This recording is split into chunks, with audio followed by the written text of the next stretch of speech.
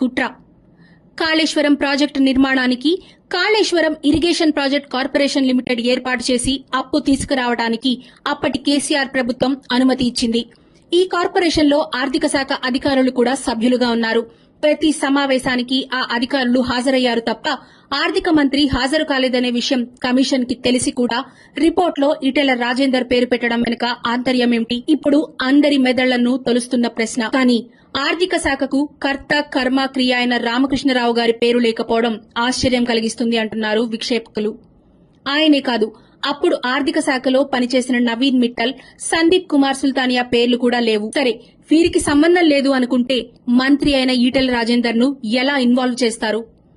దేశవ్యాప్తంగా జరిగిన అనేక కుంభకోణాల్లో ఒక్కటంటే ఒక్క ఎంక్వైరీలో ఆర్థిక మంత్రి పేరు పెట్టలేదు, విచారణకు పిలవలేదు. కానీ కాళేశ్వరం ప్రాజెక్టుపై వేసిన కమిషన్ విచారణలో ఈటెల పేరు పెట్టడమే ఒక కుట్ర అని ఆర్థిక విశ్లేషకుల అభిప్రాయం. ఆయనకు ఏ సంబంధం లేదు అనేది జగమెరిగిన సత్యమని తెలిసినా కావాలని అవినీతిలో భాగస్వామి అని ముద్ర వేయడానికి చేసిన ప్రయత్నం ఇదని వారంటున్నారు. రాజకీయ అవకాశాలను అడ్డుకునే కుట్రలో భాగంగానే కమిషన్ పేరుతో ఫిక్స్ చేసే ప్రయత్నం చేస్తున్నారని చెప్పుకొస్తున్నారు.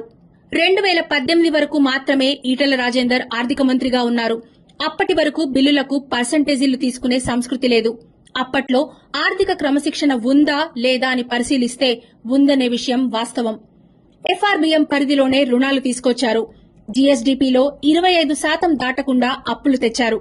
కాళేశ్వరం నిర్మాణంలో డిజైన్ లోపం, నాణ్యత లేక నీళ్లు నింపాలా వద్దా అనే సాంకేతిక నిపుణుల సలహా తీసుకోకపోవడం లాంటి టెక్నికల్ రీజన్స్ తో బ్యారేజ్ కుంగిపోతే దానికి ఈటెల రాజేందర్ కి ఏం సంబంధం?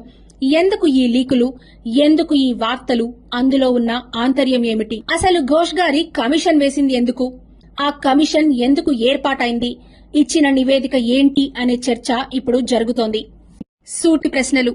ప్రభుత్వం లీక్ చేసిన రిపోర్టులో ముఖ్యమంత్రి కార్యాలయ అధికారిని పేరు ఉంది, ఇరిగేషన్ శాఖ అధికారి పేరు ఉంది. కానీ ఆర్థిక శాఖ అధికారి అప్పటి నుంచి ఇప్పటి వరకు ఆయనే ఉన్న 16 మంది అధికారుల్లో ఆయన పేరు లేకపోవడం ఇప్పుడు $1 మిలియన్ ప్రశ్న. పక్షపాత ధోరణి స్పష్టంగా కనిపిస్తుందని రాజకీయ విశ్లేషకులు అంటున్నారు.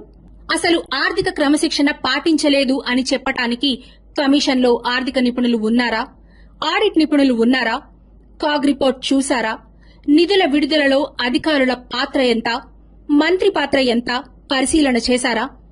ఇవేమీ లేకుండా ఆర్థిక మంత్రి పనితీరుపై చేసిన కామెంట్స్ నిజాన్ని నిగ్గు తేల్చడానికా, రాజకీయ ప్రయోజనాల కోసమా అనే ప్రశ్నలు వస్తున్నాయి.